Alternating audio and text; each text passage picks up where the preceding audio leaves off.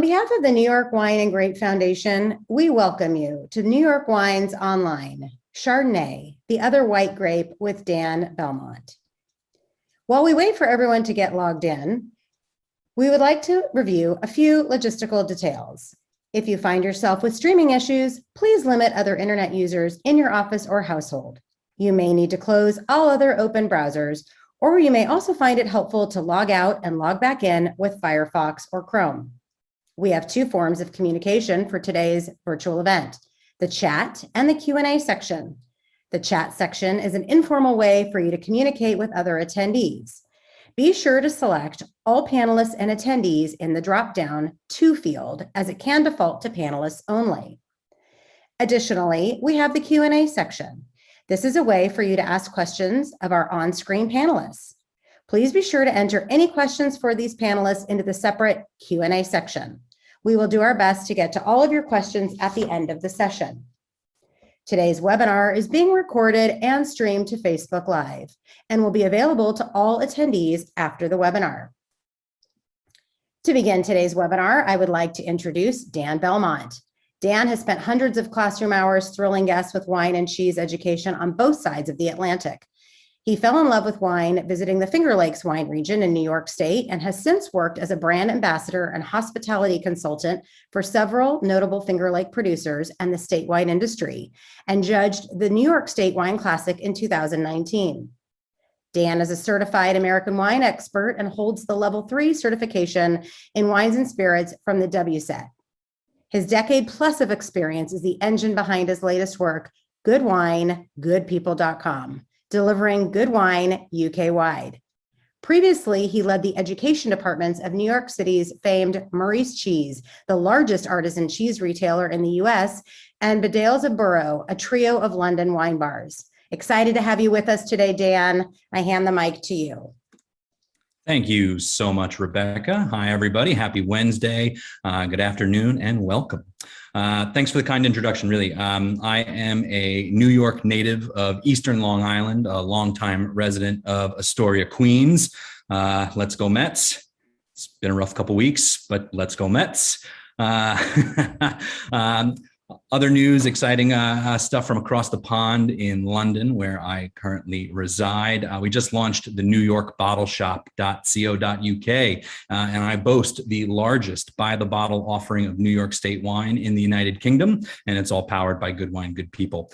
We stock 2 incredible Chardonnays.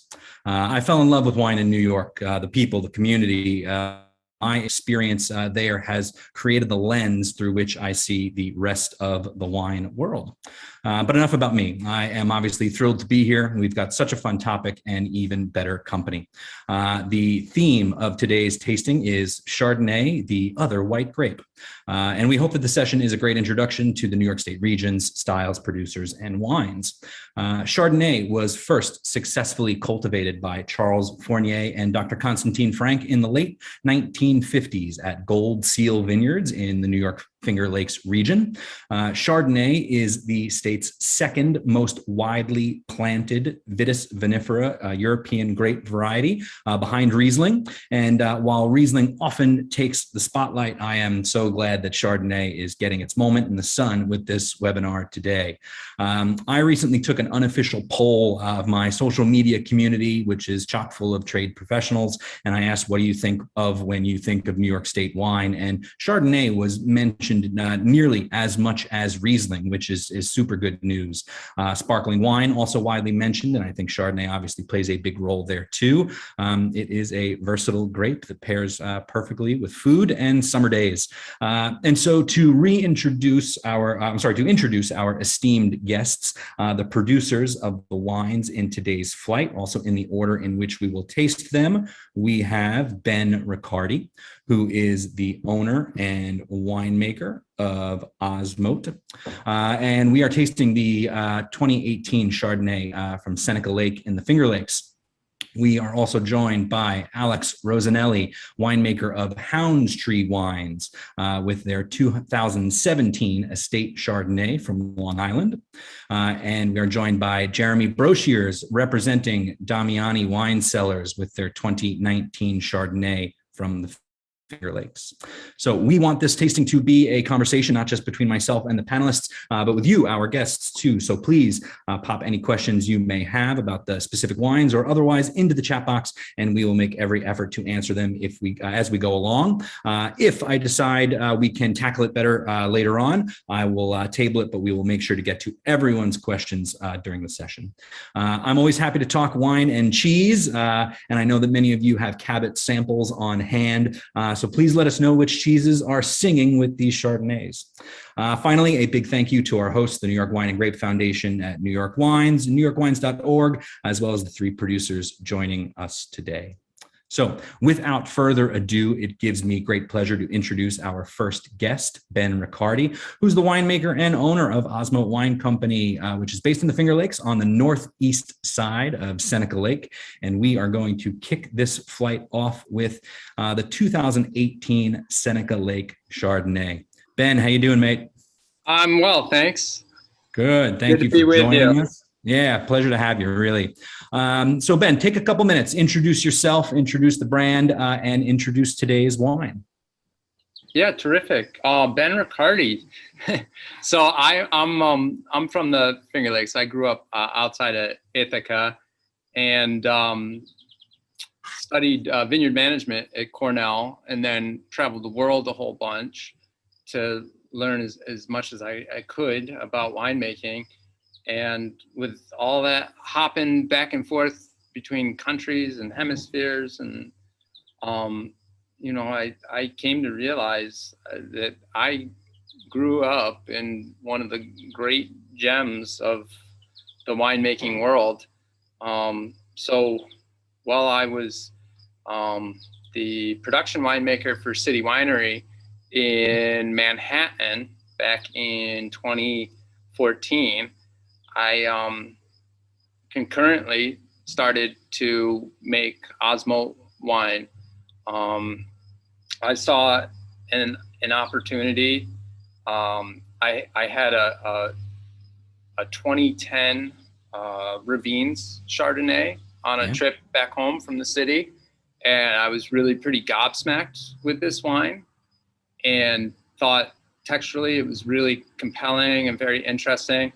And I looked at my own experience, having worked with really phenomenal Chardonnay producers like Craigie Range in New Zealand and William Sellum in Sonoma. I thought, man, like everyone where I live is really focused on Riesling, and I'm seeing that there's a tremendous potential for Chardonnay.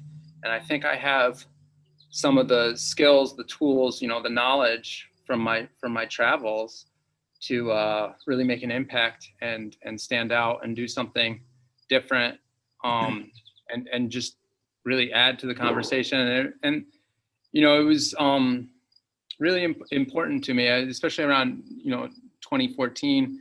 There were there was like a risk of hydraulic fracturing for like oil. That was questioned if that was going to happen in New York State, and people thankfully really banded together and worked to keep this place clean and serene, and did a very good thing there.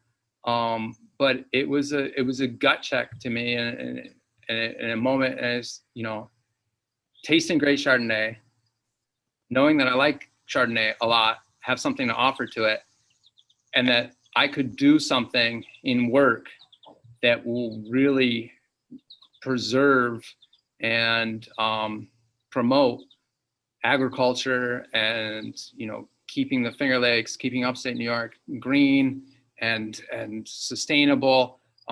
So everything aligned, and that there we were. We started. At first, I was just making wine by contract in someone else's winery.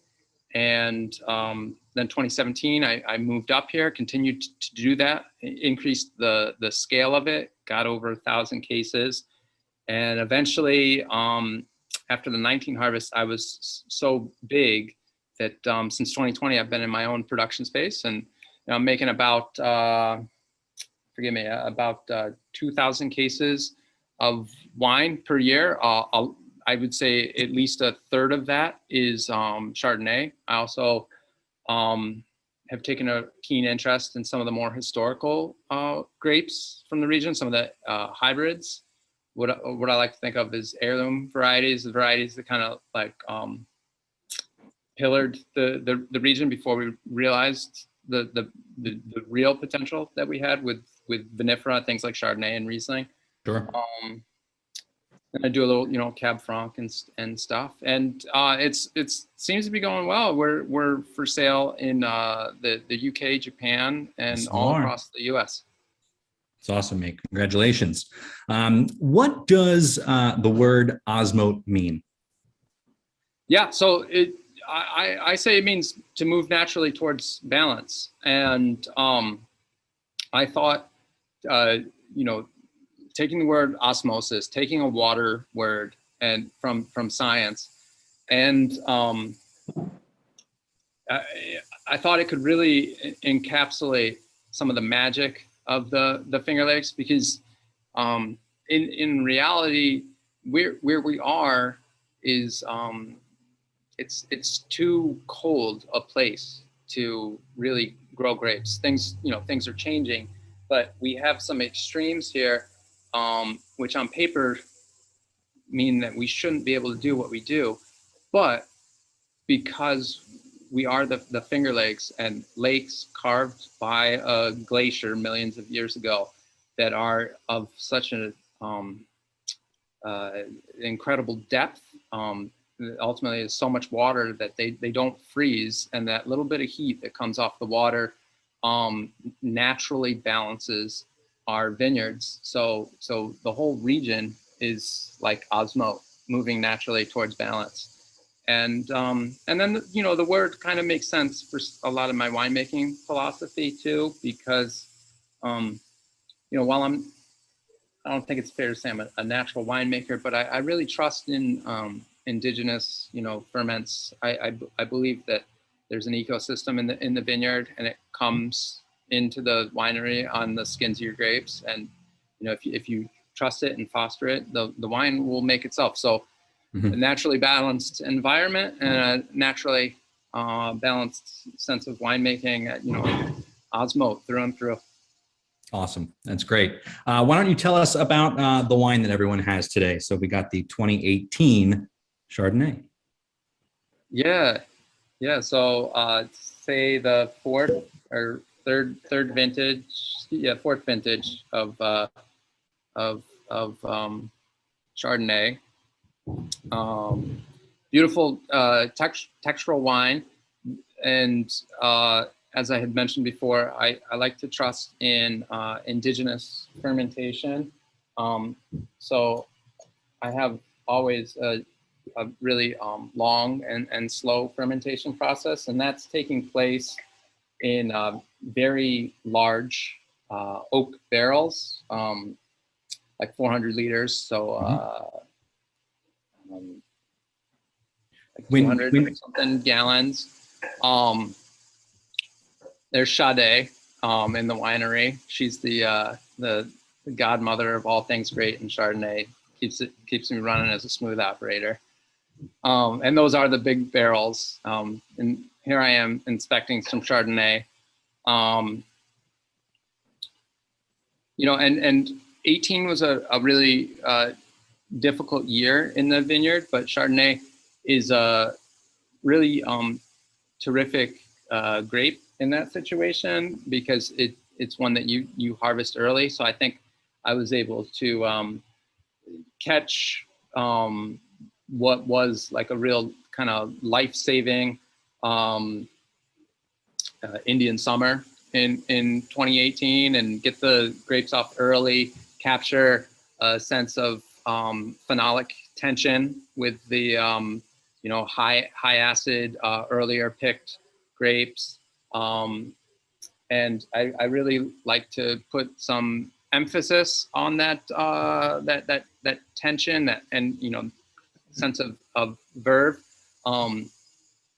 So I whole cluster press the grapes and really use all of the juice. There's no press fractioning. I like that that little bit of grip that comes from pressing the grape just a little bit harder towards the finish.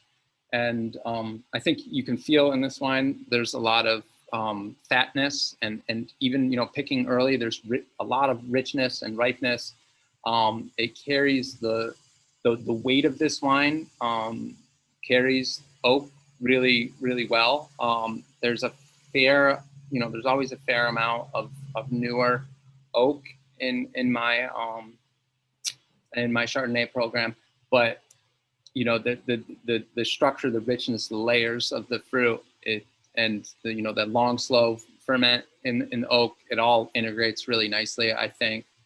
And with all that richness and that fatness, that tension, that phenolic bite at the finish is really pleasing and refreshing, I think. And when you say that it's a long, slow fermentation, give folks an idea of how long we're talking about, because I know when you start to drag that fermentation out, it could get a bit nail biting, and there's a ton of producers out there that don't have that kind of patience. Now I have a baby, so I never sleep, but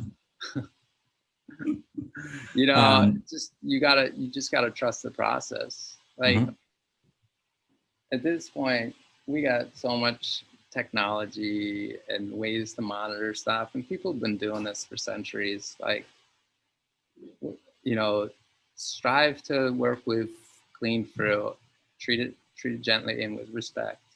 And you know, you put it in those barrels, it kind of it will make itself. It can be a nail biter, but I've been pretty lucky so far. Does it slow down as things get colder into the winter?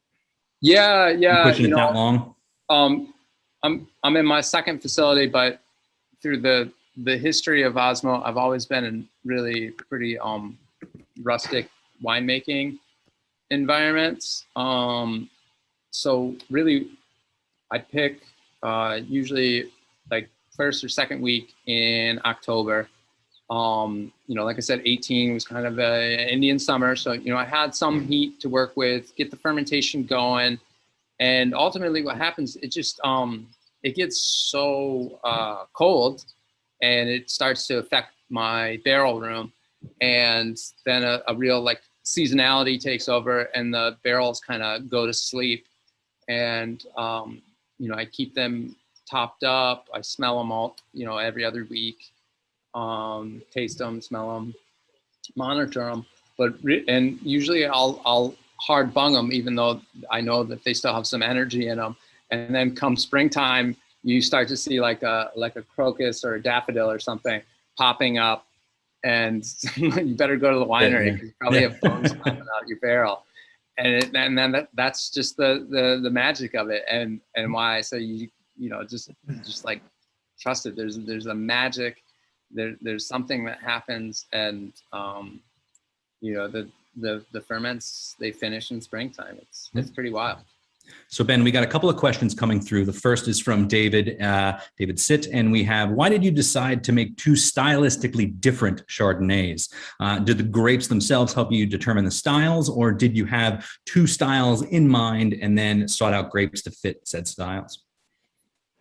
Yeah, so the Seneca Lake oak Chardonnay, which you're drinking right now, comes from the east side of Seneca, that appreciates more of the afternoon sun, ripens pretty well. And the vineyards are sloped and steeper, and they're on a you know, glacial soil, so you know, alluvial, gravelly soil. This is a soil that drains water better. So and then the slope helps the water move away from the vine. So ultimately, these vines, the Seneca Lake fruit ripens earlier. Berry size is a little bit smaller. Really nice goldy, rich flavors in this, and a sense of structure that I always felt would pair really well with an oak regime, especially, you know, a very large format oak regime where the touch of the oak is more gentle. And then I wanted to also make a lighter, more fruity style of Chardonnay, and I looked to Cayuga Lake fruit sources, and I am sourcing from beautiful vineyards on the west side of the lake. Appreciate more of the morning sun, and they're flatter sites. I really find on Cayuga Lake, the sites that I've worked with have a little more energy in the ground. There's a little more clay content. They hold water.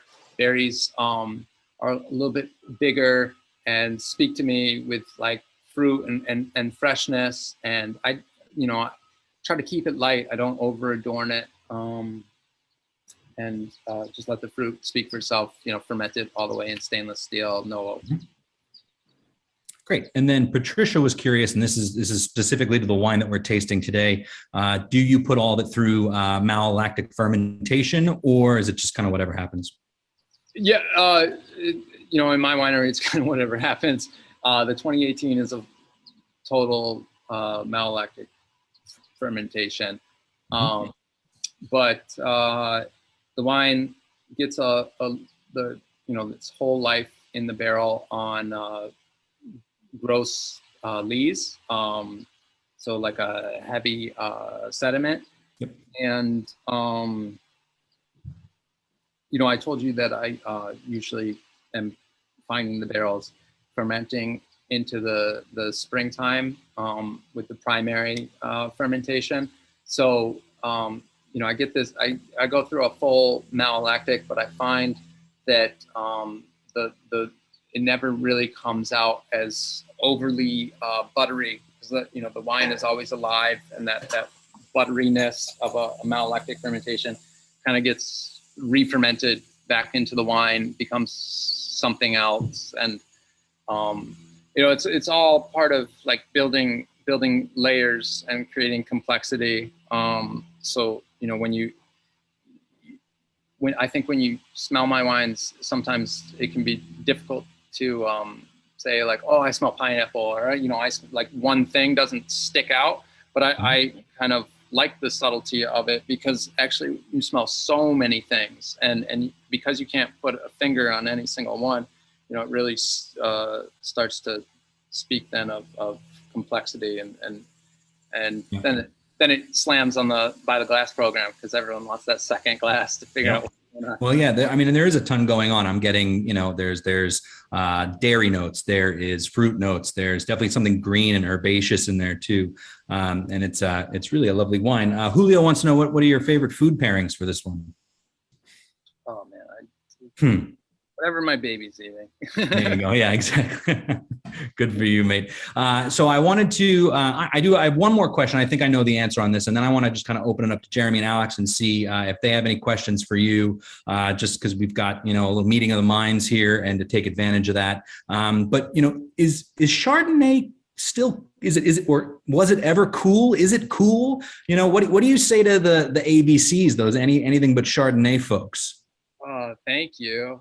It is a massive opportunity for me. Like, you scared everyone else in this region away from Chardonnay, and I came in as a 20-something, and because I was looking left while everyone else was looking right, I got into really good old vineyards with nice vine age. And I don't believe in the ABC thing, to be honest with you. I mean, in the 4 years that I lived in New York, I feel like I saw Chardonnay on like every wine list, and sommeliers whom I respected,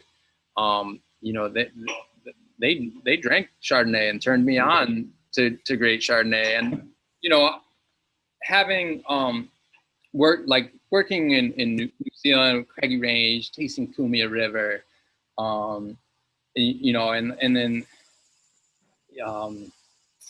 like in Australia, you got like Giaconda and Sean Smith and Toll Puddle. I had incredible Chardonnays, and everyone was so excited about that. So yeah, I knew that if I made it, I'd be able to sell it, and I had a lot of passion for it. It's something I care about, and again, you know, it was a huge opportunity, and by starting there instead of Riesling, I got great fruit sources. Yeah. So do you consider Chardonnay to be your flagship variety? Do you think of it that way? You don't. It's okay if you don't. Just curious. I do. I mean, it's what I based the brand on. It's all I made for the first two vintages. You know, but now I'm like the hipster winemaker, I guess, because I started making pet nat, and people love pet nat, and I took, like I said, I took an interest in historical varieties and kind of re-empowering older vineyard managers, and you know, putting a renewed interest on older hybrid vineyards, and you know, so I've been doing that stuff too, and people have taken a real shine to it. So you know, it's awesome. Yep.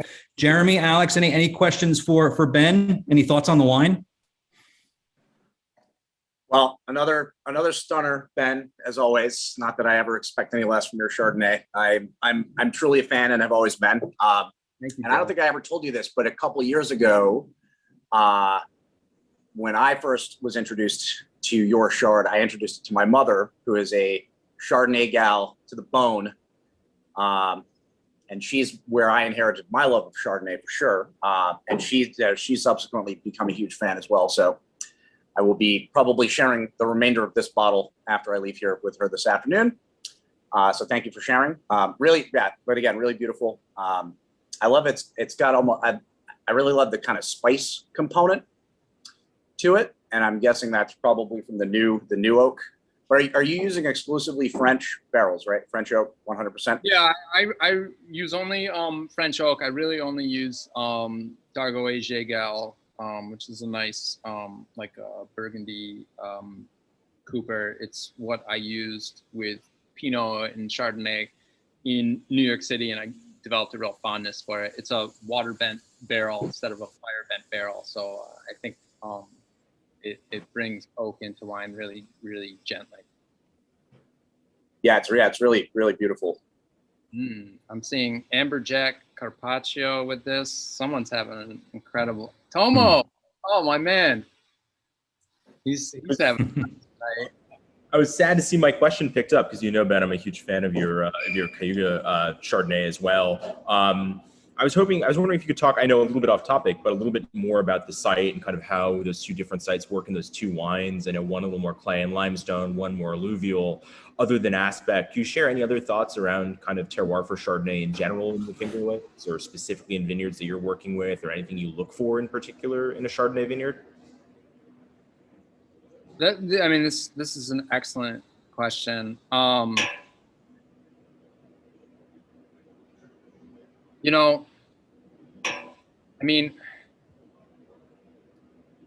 definitely, you know, as I said, soil structure and aspect make me think about how I want to approach this wine in the winery, or approach the grapes in the winery. I think that you know, a terroir definitely can speak to one wine style more than another. As I'm selecting fruit, you know, I'm going to more established vineyard managers, and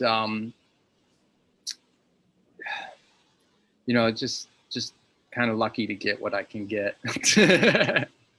I have a great site in Burdett on the east side of Seneca Lake, which is again alluvial gravel soil with a nice slope to it, getting that afternoon sun, and I'm very much looking forward to planting Chardonnay there, and you know, perpetuating the you know, the Seneca oak regime style.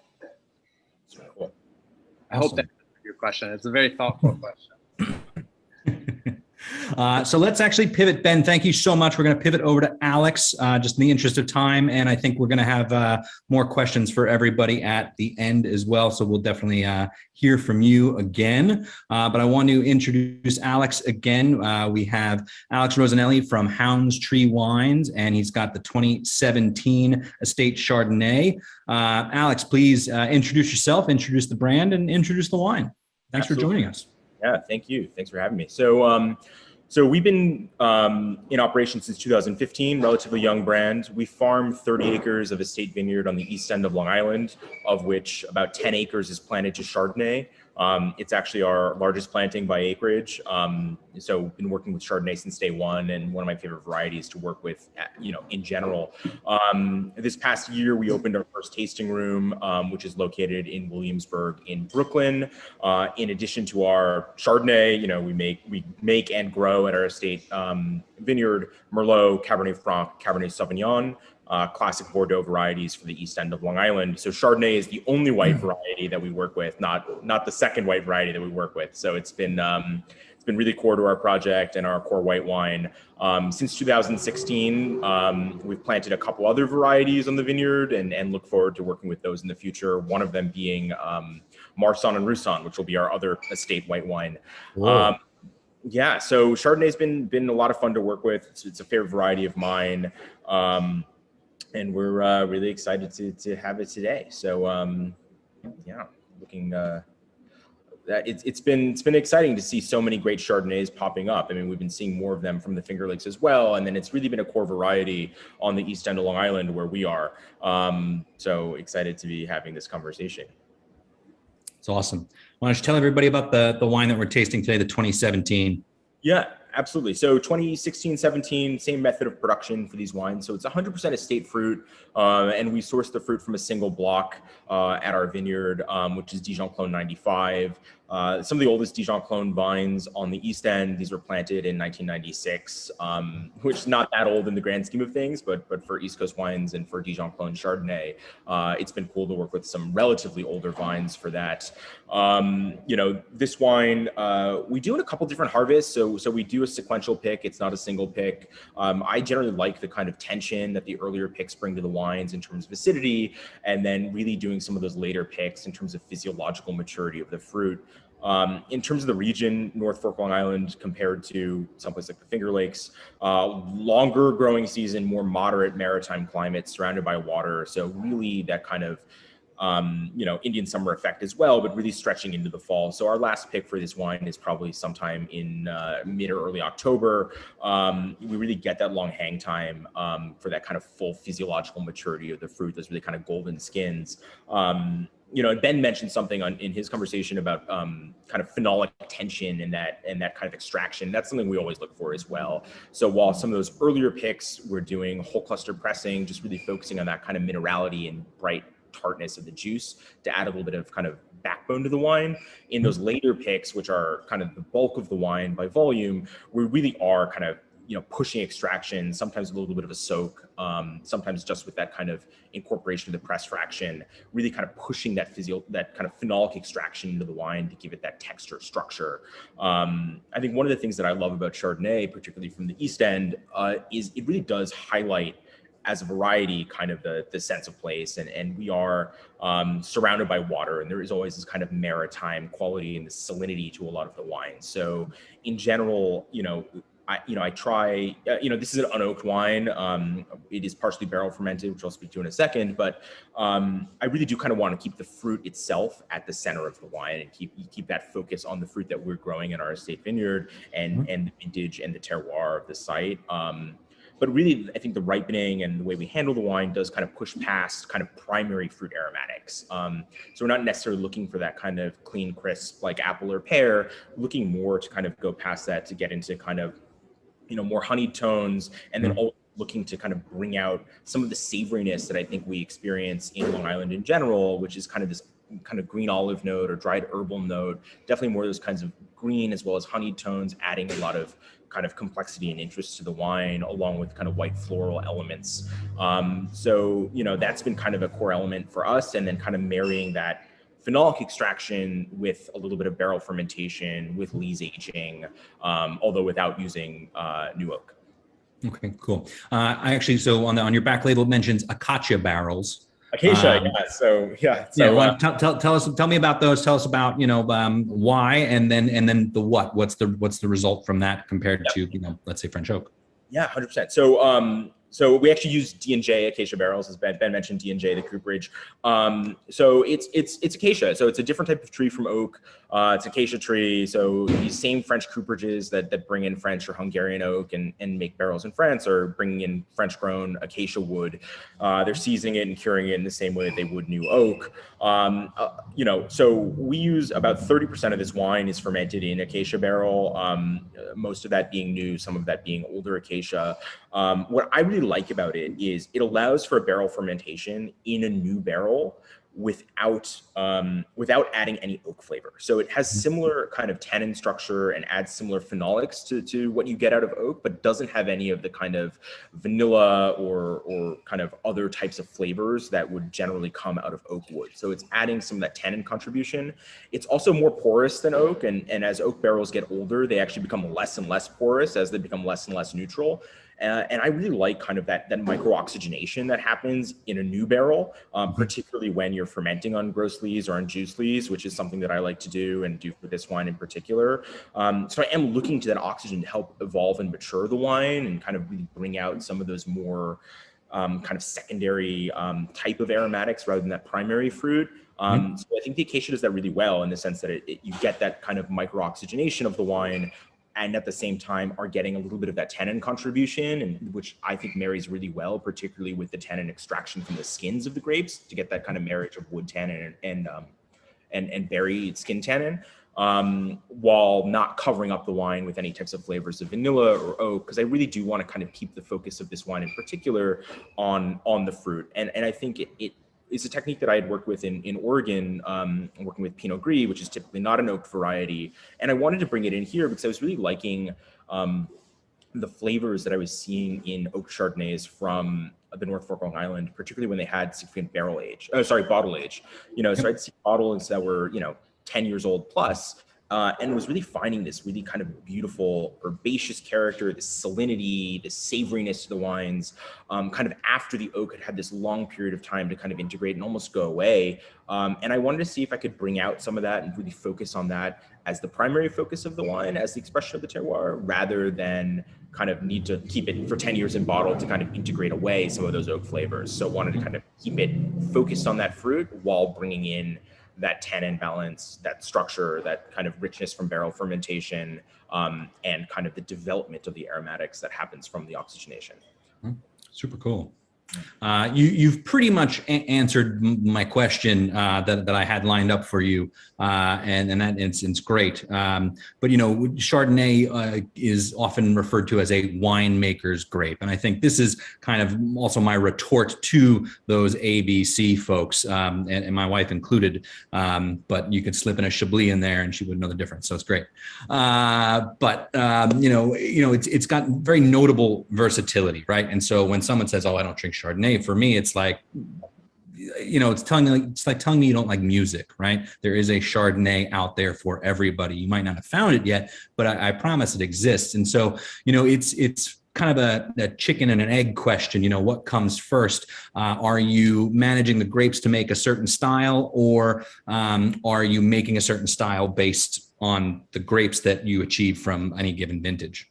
Yeah, definitely. Right. So, I mean, it is a chicken and egg, right? And I think it depends on kind of how you think about Chardonnay and how you think about the best expression. And for me, what it always comes down to in terms of thinking about what the best version of a wine is, or what I'm trying to do with the wine is how can it express something unique about the place where it's grown, right? Because that for me is the brilliance of wine in general and the magic of wine, and also, of Chardonnay, right? It's this wine, it's this variety that's planted all over the world and has these unique expressions in different terroirs and climates. Ben mentioned a whole bunch of great producers all over the world, and I think that's something that's really fascinating and awesome about Chardonnay. And I think when I approached this wine in 2015, which is my first year farming this vineyard, was, what do we want to do with the Chardonnay?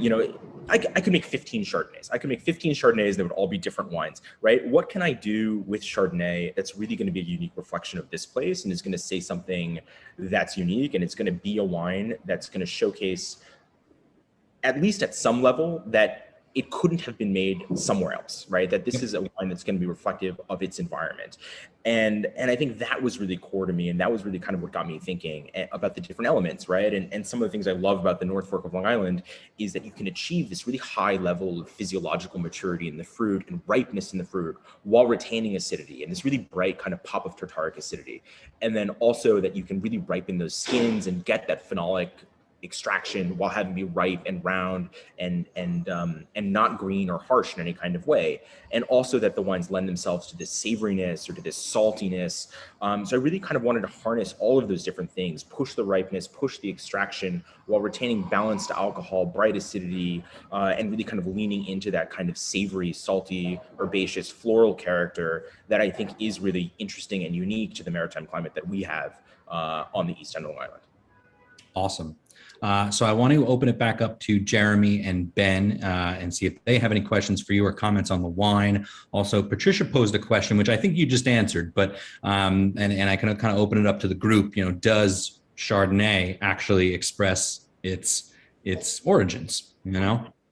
And so she just said, she says it's pretty much, we could spend 2 hours on this alone. So yeah, I think Chardonnay does express its origins. I think, look, I think people can nitpick the definition of terroir and expression and there are much more informed opinions on whether you can taste the difference between two prestigious vineyards right next to each other. I'm not going to weigh in on that topic. What I am going to say is that the growing condition of the vine 100% has an impact on the fruit, and then that impact shows up in the glass. And I think about our environment in particular, where there are just so many unique elements to our climate that just really, really drive the style of the wine, right? Whether it's, and all driven by our terroir, our land, our soil, our aspect, our, particularly for us, the water that surrounds us and the Atlantic currents that bring, through the jet stream, the Gulf Stream that bring warm water up north. So our water stays warm, it's shallow, we're surrounded by it. That means it's humid. It means that we have low diurnal variation, low evapotranspiration of the plant. Those plants retain that tartaric acid because it's not being titrated out by water uptake. It means the vines are ripening 24 hours a day enzymatically, as opposed to shutting down overnight with a 30-degree temperature drop. It means that our growing season is going from late April into October. All of these things have a huge impact. I'm not going to go and say that the specific soil, any one mineral or any one element of the soil is going to be reflected specifically in the glass, but those kind of microclimatic and mesoclimatic elements really do, I think, show up in the wine. And I think in certain varieties like Chardonnay that are adaptable to so many different environments, you can really see that specifically and in really kind of like a fine-tooth way. Whereas in some more finicky varieties, it just wouldn't grow in one variety, in one climate or another. Yeah, very good. Jeremy, Ben, any thoughts, questions? Audio, Ben. Yeah. And Ben's muted. Yeah. Go ahead, Jeremy. Run with it, please. Well, Alex, again, I thank you for sharing as well. It's a really cool story. Congratulations on the new tasting room, by the way. Thank you. Hope that's going. You said that was 2019? Yeah, it's been interesting. Our original start date was supposed to be early March of 2019, so we ended up pushing back and opened finally in September. So it's been an 18 months for sure. But glad to find and I'm here now. So I apologize if you hear like a truck or anything going by on Bedford Ave. No, yeah, so yeah, beautiful Chardonnay. Very cool to see you guys like so hyper focused and like 1/3 of the vineyard is Chardonnay. That's really cool. Yeah, really interesting aromatics. I don't know if I've been able to like put my finger on it yet, but it's really beautiful. And you said this was 100% stainless steel? No, so this is two-thirds stainless steel, 1/3 that acacia barrel fermentation. Oh, right, the acacia barrel, right. Yes, I'm wondering if that's the aromatics I'm picking up. But I like that. I like that there's no one aromatic specifically. I think one of the things that I love in Chardonnay tastings in general is when you go through and and you're getting these savory elements or herbaceous elements that aren't fruit driven, right? And you're getting notes of caraway or notes of whatever. And so that's what I really wanted to do with this wine in particular. I think one of the one of the, as a relative newcomer to the East End of Long Island in terms of being a winemaker and a wine grower out there, I really wanted kind of a priori to not do, there's so many great stainless steel Chardonnays in the East End of Long Island. They're just like beautiful apple pear. There's so many great barrel fermented Chardonnays in the East End of Long Island that are super classic and run the gamut from being Burgundian to being kind of in a new California style, that I really wanted to try and add a different voice to that conversation while still kind of presenting a wine and making a wine that was really specific to its sense of place, but really different from the other wines that I saw being made, which are in much more classic styles. Well, for my money, I think that you nailed that for sure. This is really beautiful, very unique. Thank you for sharing. Yeah, Alex, I feel like I can get a sense of some of that skin contact and this waxiness in the aromatics, and it's really compelling and interesting. And you said something that means a lot to me as well, in that you appreciate when someone says like, I can't, like it's not like just banana, like there's all these other things. Yeah, it's like that's what we're going for, man. Like I'm trying to give you complexity, and it doesn't, it's not wine by numbers, and this by no means this really makes you think, and it kind of slows your day down, and I think that's what it's all about, and I think that's what draws me to Chardonnay. And your bottles delivering that. Yeah, I think that I'm really stuck in. You mentioned olives in before, and I've been really stuck on that ever since you said it, and I find it fascinating. It's really great. And we have some more questions piling up. I'm going to save them for the end because I do want to get to our third wine. But it's also interesting. Both Ben, Alex, in this kind of not being able to put a wine into a tight little package. I think that is also very true of New York State, right? And I think it's a challenge that I think a lot of people try to, again, say, is, New York just Riesling? Is it just Cabernet Franc? And obviously there's just too much going on to kind of pigeonhole it like that.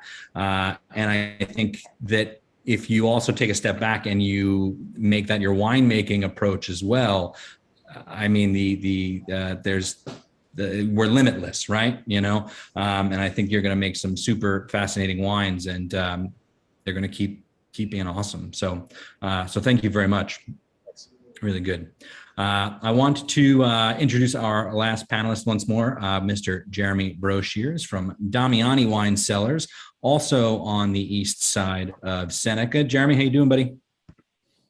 Great, Dan. Thank you very much for having me. I know that it's supposed to be Glenn, one of the owners of the operation today, but he had something come up, so I'm stepping in. I am woefully not the winemaker, so you will forgive me for not getting as technical as Ben and Alex did, but I'm the tasting room manager here at Damiani. I've been with these guys for 4 years now. Wow, yeah, it's been 4 years as of this week, in fact. Cool. Congratulations, happy anniversary. Thanks. So so I'm a Finger Lakes native. Like Ben, I grew up outside of Ithaca on Cayuga Lake as well. Though I spent about half my life in New York City. My family's from Queens, so appreciate the Mets statement, Dan. Thank you very much for that. That kind of set the tone for me for this thing. Backslide this season, though, huh? Yeah, well, we don't have to talk. Well, it's a good thing we're drinking. We'll put it that way. Yeah. So like I mentioned to Ben before, I have a lifetime love of Chardonnay. It's one of those things that I almost get a little pushy in the tasting room about it when people sort of scoff or skip it, like, oh, I don't drink Chardonnay, like Dan, you pointed out, ABC, right? So I get a little, you try it, you might like it, sort of, so I feel a little pushy in that way sometimes, but I also really love turning people on to Chardonnay because I think for a lot of people, they're just not familiar with the depth and breadth of the variety, and I feel like that's very true of a lot of American wine consumers in particular, where, they know big brands and they know, box wine from the West Coast and whatever. But so I've been a long time fan of the Damiani Chardonnay for a lot longer than I've worked here. You know, I love the balance. Phil Eris, our winemaker, and I'm going to steal some verbiage from Ben. He was talking about balance a lot, and that's definitely key for our Chardonnay program, which has definitely been a journey. So the winery opened in 2004. Lou Damiani and Phil Davis, the founding fathers. Lou was the winemaker, Phil's the grower and vineyard manager.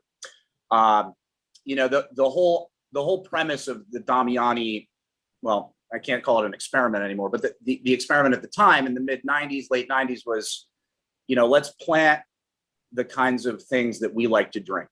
And it just kind of took off from there. So Chardonnay has been something that these guys have been making since the inception of the winery. So over 20 years of making Chardonnay at this point. And, you know, I really think that it's grown. And like I said, it's been a journey for sure. You know, we've experimented with different barrels over the years. This does a barrel fermentation, by the way. So this does primary fermentation out of barrel, secondary fermentation in generally second or third use French oak with a little neutral oak worked in there. This particular vintage is 3/4 natural ferment and then 25% inoculated. And I can pull the tech sheet if you really want to know yeast strains and things like that. We can get into it. So yeah, so for us, Chardonnay has always been sort of near and dear to the program. You know, in this region where the Finger Lakes is essentially synonymous with Riesling, it's really beautiful to sort of turn people on to, you know, aptly put, the other white grape, you know, Chardonnay. Now, for me, as a serious sparkling wine fanatic, I'll say, I can't talk about Chardonnay without talking about sparkling wine. And for years and years, you know, whereas, you know, now that the Rieslings coming out of the Finger Lakes are sort of on the world stage and getting some serious acclaim, I've been of the opinion for many years now that sparkling wine and Chardonnay along with it is going to be sort of the next big thing for the region for sure. Because like Ben said, you know, it's early harvest fruit. You know, this particular 19 harvest actually ran a little long. So we actually harvested this fruit first week of October, if I'm remembering correctly. So we actually had this really beautiful maturity on the fruit. Like I said, it's always 100% French oak, that we've dabbled with other, we've dabbled with Hungarian in the past. Bosway is the sort of Cooper that we were working with that we kind of fell in love with over the past few years. 2019 was a really special vintage because we actually saw, and I think it's in one of the slides, it was our first ever reserve white wine bottling. It was the 2019 Chardonnay Reserve. We actually did two puncheons worth. So it was about 46 cases of wine in total. But Dan, to your question, I know that, you know, for us, we source a lot of fruit. Majoritively, it's all east side Seneca Lake, all from what we refer to as the banana belt, which is sort of the fun, cheeky nickname for the warm. Yep, there's that black label, beautiful reserve Chardonnay. We're drinking its little brother, of course. Not that this is anything to sneeze at. So yeah, the banana belt microclimate is really quite fascinating. There's a great picture. So that's actually the vineyard where we grow our Chard, which is the northernmost vineyard. It's about 6 miles north of the tasting room in a little town called Valois. And then we source from a handful of other growers actually between there and the tasting room down here in Burdett. So it's all east side Seneca Lake fruit.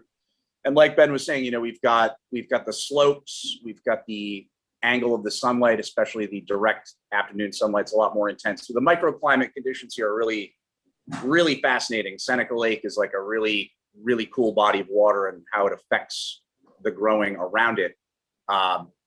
You know, there'll be days, and I still live over on Cayuga Lake. You know, there'll be days where I drive out of the Cayuga Lake Valley up over the hill down into the Seneca Lake Valley, and, you know, it'll be snowing a quarter of a mile that way.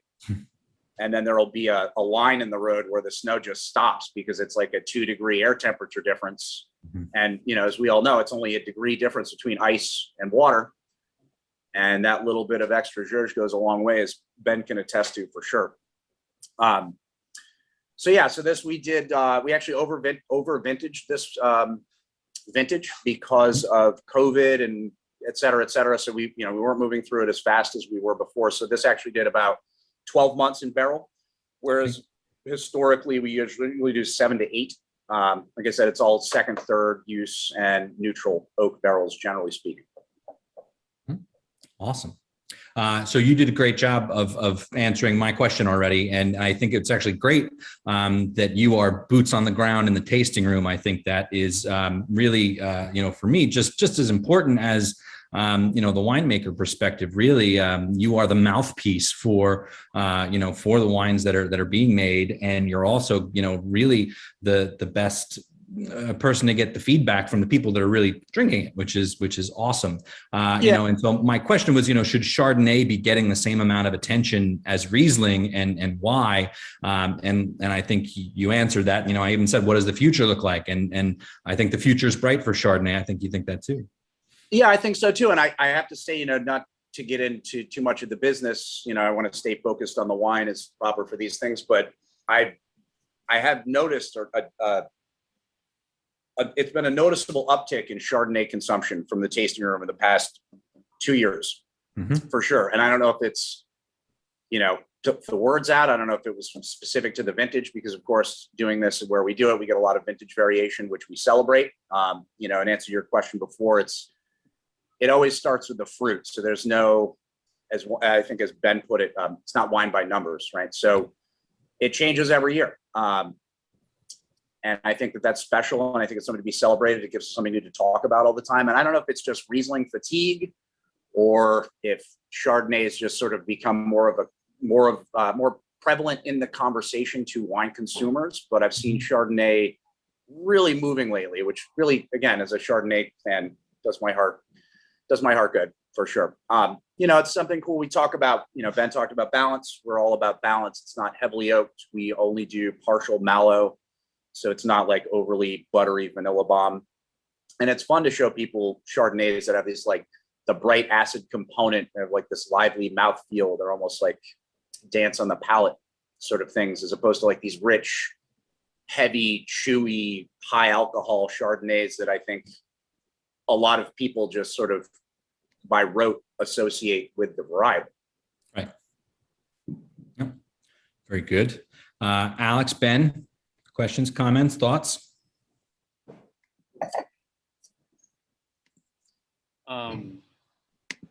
It's seeing a lot of evolution in the Damiani Chardonnay. It's exciting to see the move more and more to, like a longer, slower natural fermentation. I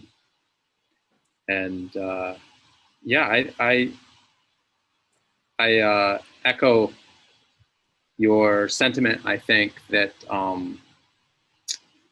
Chardonnay is seeing an uptick.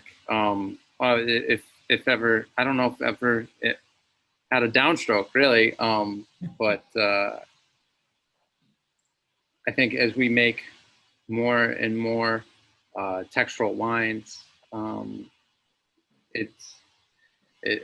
people are really taking notice.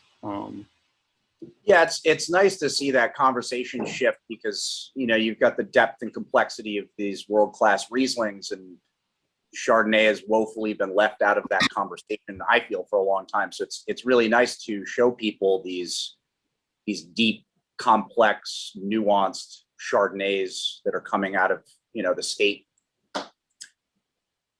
Yeah, I like your comment about that acidity and the integration of the acidity and that aging profile. I think, even if it was kind of a happy accident because of COVID slowdowns or whatever, I think that overwintering, over-vintaging, like, it really shows beautifully in the wine, because it integrates that acid really well. You get that kind of texture from that barrel aging.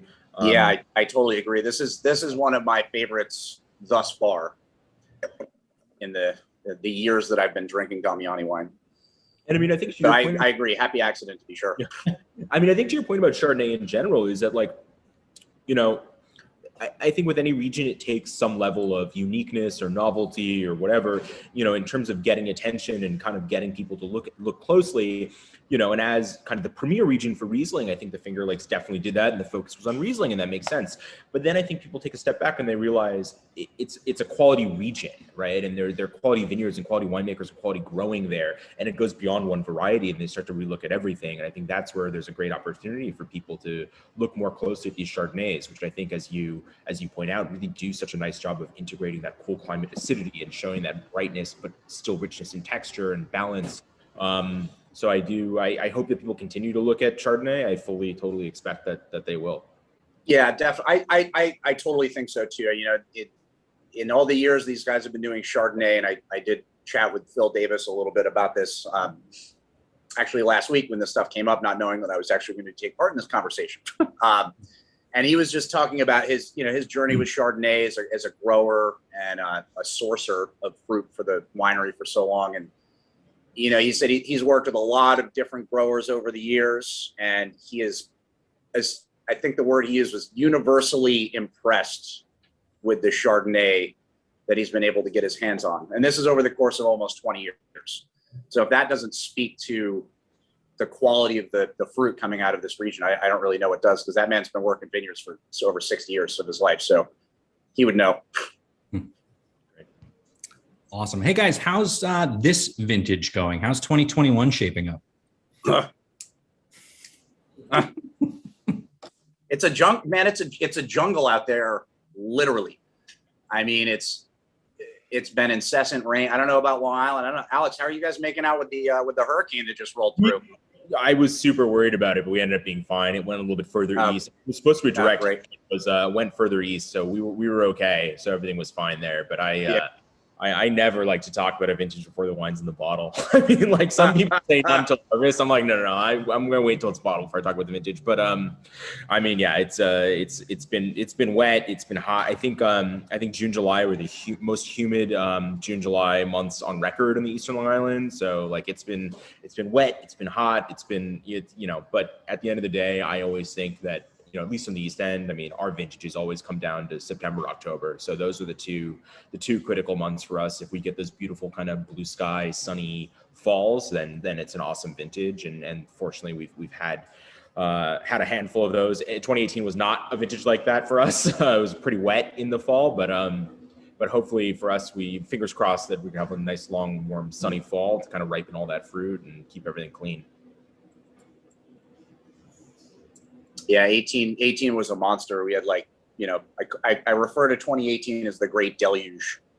We had biblical flooding. It was pretty rough. That's what Ben was talking about with that Chardonnay. But yeah, I mean, this year, from everything I know that it's growth explosion. It's been tough to keep up with, in part because the vineyards have seen a serious labor shortage, as have many industries, as we all know. So it took some wrangling to get the vineyards under control, especially when we were, shoot thinning and tying and things, these really critical stages to the growing season. And all of a sudden, we had 1/10 of the bodies we needed out there doing it. So it was a bit of a scramble to get it all together, but I know that it's all come together nicely. And, now it's just as is pretty typical of the Finger Lakes fighting disease pressure is sort of that's the monster we're battling right now. But so far so good. Like Alex said, September, October, I'll get back to you. Good. So a few questions. We got a couple minutes to go, but we have a few questions in the Q&A, so I want to cruise through them. Also, I'm kind of I've got one eye on the chat box, and the conversation just over about sparkling wines is awesome, and so I'm glad you guys are getting the opportunity to taste these wines, because they're really cool, and we're talking about vintages going back over 10 years, and it's exciting to see those wines, available to folks. Super cool. Is there, this is probably best directed to Ben, is there a particular Chardonnay clone that works well in the Finger Lakes because of the cool climate there? I mean, it's an interesting question. I've spent a lot of time following Pinot Noir around the globe, and about 10 years ago when I was in New Zealand, everyone talked about clones all the time, and now you listen to a Kiwi winemaker and they're like, well, our vines are a little bit older now, and really I don't think it matters what the hell clone you have. I would say a lot of our clonal selection here was probably based more towards a sparkling program. The real founder of the region, Charles Fournier, Yep. was of Veuve Clicquot kind of like lineage before he moved here to work in Hammondsport. So he probably went in the 50s when he was getting people to plant Chardonnay, probably had sparkling in mind. And I love working with, these older vineyards. I can find Chardonnay that was planted in the 70s and get access to it. And, these rural growers in the brave new world in the 70s, I don't think they really knew what the hell they were planting, speaking clonally.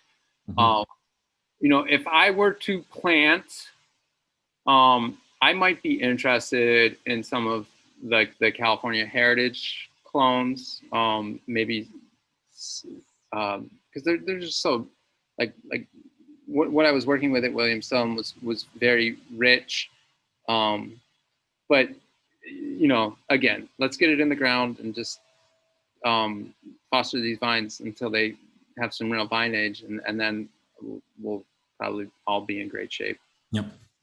And Ben, we touched on this earlier, but just to recap, Andrew was just asking about the aging regime on your wine, and we're talking large format oak barrels exclusively, and with a mix of age. Yeah. Yeah.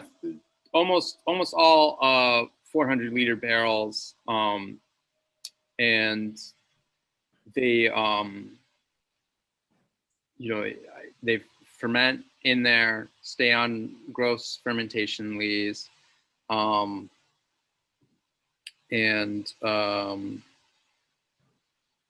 then I rack about a month before bottling and spend a little time in the tank to finish the wine prior to bottling. So it's about an 8-month oak regime. Mm-hmm. Great. And then we've got one more. Where does, commercially speaking, New York State, where does Chardonnay fit in relative to other varieties? And I know we've kind of been talking about this kind of broadly speaking throughout, and I think as a retailer myself, you guys have been, I stock more Chardonnay, different bottles of Chardonnay than any other white grape variety, and so you guys have been doing a great job on answering these tough questions that I'm posing to you. Is Chardonnay not cool and things like that? And really, for me, it's just there is so much more wine available at the moment. There's more fine wine being made in the world and in different places, and the access to it has never been so good. And then we have absolutely seen, a resurgence or a dedication towards native varieties, indigenous grapes, things like that. And so I love Chardonnay, but how does it fit into the conversation when there's so much else going on now? And open to anybody. Just to chime in, I think Chardonnay is really core to the East End, and I think it is a little bit of a different conversation perhaps in the Finger Lakes. But Chardonnay really is, I think, the flagship white variety of the East End of Long Island. I think we do it well. We've been doing it continuously since the 1970s. A lot of those heritage and hybrid varieties aren't necessarily part of our history on the East End, right? We've been farming mostly vinifera consistently due to the more moderate climate, whereas Chardonnay, was one of those original varieties planted by the Hargraves in the late 1970s, and has really kind of been the principal white variety of our region for our entire history. So I think Chardonnay, and then of course the Bordeaux Reds, are really kind of core to our identity as a region. Yep. Yeah, and I think, and Alex, you're right, the conversation about Chardonnay is a little different. As far as I'm aware, majoritively, the most of the Chardonnay that was originally planted here was, and anybody correct me if I'm wrong, but was mostly planted for sparkling wine. And then it's just kind of taken off and grown from there. But again, as more people come to the region and find what we have to offer, in this little heart-shaped box we call the Finger Lakes, I think people are genuinely surprised at the quality of the wines coming out of here. And another thing I try to remind people is that, by and large, in the grand scheme of the wine world, the Finger Lakes is still a pretty young wine region, all told. So it only keeps getting better as far as I'm concerned. And I genuinely really liking the Rieslings bring them here. And then once they're here, we turn them on all the other good stuff that's coming out of here, And Chardonnay keeps them coming back. That's, if God willing, I try. I do try. I feel like I'm a dealer sometimes. I'm like, you sure you don't want to try it? Because I'm buying here. It's not, this bottle's not drinking itself. Yep. Stuff like that. Gentlemen, before we close out, any final closing thoughts, shameless plugs, anything like that? Everybody feeling good? Well, I've got less than a case left of that Reserve Chardonnay, so it's on the website. I know I saw it pop up in the chat before. I'm sorry I didn't speak to it directly, but I think somebody asked the difference between the Reserve Chard and the regular. The biggest difference was it was a small lot with the Reserve Chard. It was 2 puncheons worth of wine. The first time we've ever used brand new French oak barrels, 1 medium toast, 1 light toast, and it was over vintage, 18 months of barrel time.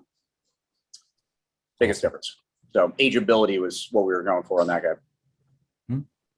Yeah, on a similar note, I think our distributor Skurnik just picked up the last pallet of our 2017 Chardonnay. So we've got a little bit of that left in the tasting room, but then going to probably transition onto the new vintage pretty shortly. So which is always exciting. Our next vintage of the estate is going to be 19, not 18. Right. I got the same problem. Y'all drank the 18 and I'm sold out. But my distributor has it. You'll find it in New York and Atlanta and what have you. But the 19, I think, has an even better oak integration. I saw my friend Tomohiro was drinking that tonight with fresh sashimi. And to whomever had the question about food pairings, forgive me. I just, I've been bottling all day and I can't even, I would love to just have a sandwich right now. All right. Well, we're going to let you go get that sandwich, my friend. Guys, it was an absolute pleasure leading today's class. I've probably done about a half a dozen over the last year or so, and this is definitely one of my favorites. To everyone that's joining us from all over the place, I hope you leave the session with a newfound desire and unquenchable thirst to seek out more New York State Chardonnay. There are so many amazing ones to taste, so get on it. If you have additional questions you'd like to ask offline of any of our producers or myself, please don't hesitate to connect through the team at the New York State Wine and Grape Foundation. You can follow all the producers and New York Wines on social media. You could find me on Instagram at dbcheesynyc and at goodwinexgoodpeople.